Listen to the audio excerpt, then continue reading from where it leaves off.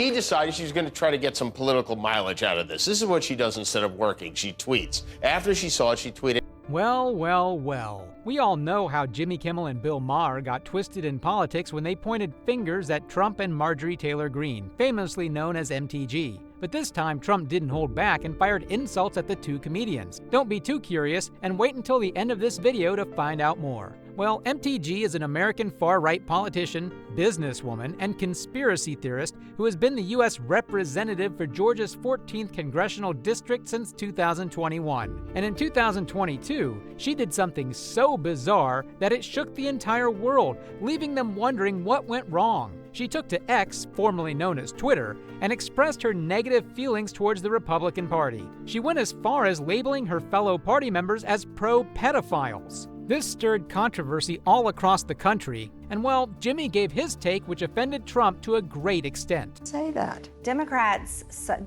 support, even Joe Biden, the president himself, supports children being sexualized and having transgender surgeries. Sexualizing children is what pedophiles do to children.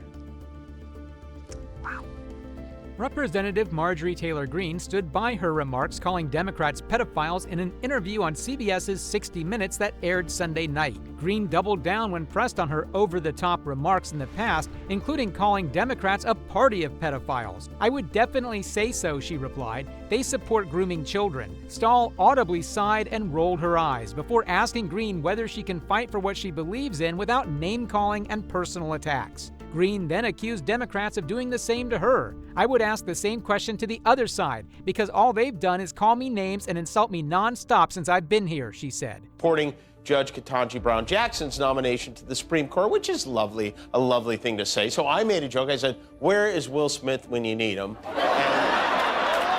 the audience laughed, and then Kimmel took to his show on YouTube and said, "Where is Will Smith when you need him?" in response to MTG's woke tweet. This line erupted after Will Smith slapped a fellow actor during an award ceremony. People from all around the world laughed at Kimmel's gesture and said his humor isn't for everyone. But enraged by this statement, MTG spiraled into a frenzy and started threatening Jimmy via tweets. Now, this was a stupid thing to do because who calls the police over a joke? You're gonna call the police and say, "Sorry, I couldn't take a joke"? How weird is that? But again, weird is another name for MTG who doesn't possess any common sense. Let's see how Kimmel strikes back.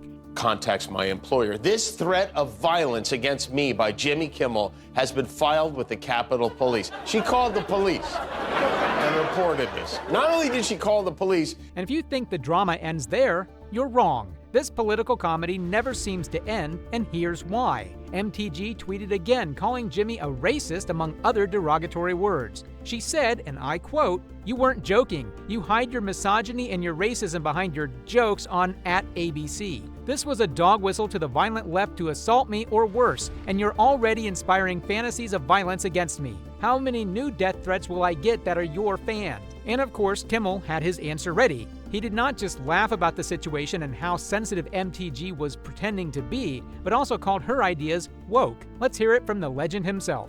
You can go from these liberals who can't see anything anymore to, "What'd you say? I'm calling the cops." Must be that cancel culture they're always talking about.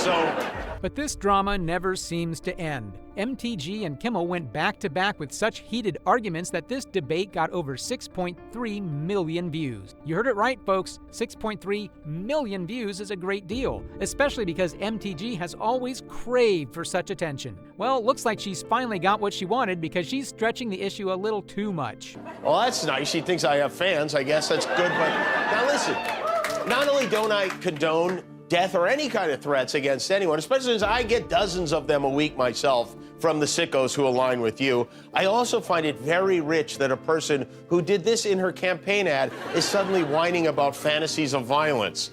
But Kimmel's way of dealing with this was exceptionally polite. His professionalism peeked through his words as he jokingly said, "It's good she thinks I have fans," to which most of his viewers said, "Jimmy, if you have no fans, then we're all dead." But again, owing to his sarcastic nature, Jimmy threw severe shade at MTG for using rifles and guns in her campaign shoot when she condemns violence. Or at least she thinks she condemns violence, but all she has ever done has only endorsed violence. What do you think? Who is correct in this debate and who is not? Let us know in the comments below. People started bashing MTG for her racist and radical views. They started calling her all sorts of names, which were then discussed in an interview with 60 Minutes. Green seemed to be unfazed by the ugly stuff that the public says about her, but at the same time, it's integral to realize that she has done some pretty messed up things in the past that led the public to believe that she wasn't a great woman. What do you think? Does MTG actually deserve all the hate that she's been getting?